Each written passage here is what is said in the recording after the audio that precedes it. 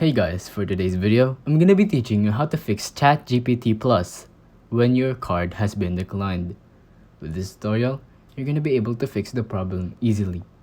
So let's go ahead to the ChatGPT website.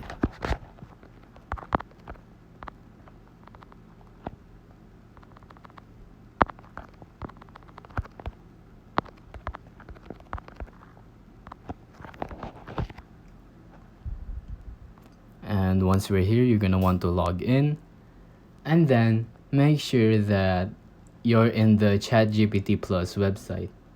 So once you're there, which I'm sure that you already are, and it says your card has been declined, all you have to do is pretty much just email the account of ChatGPT and then say that you're having problems with the billing payments, and they'll get back to you within 24 or 48 hours.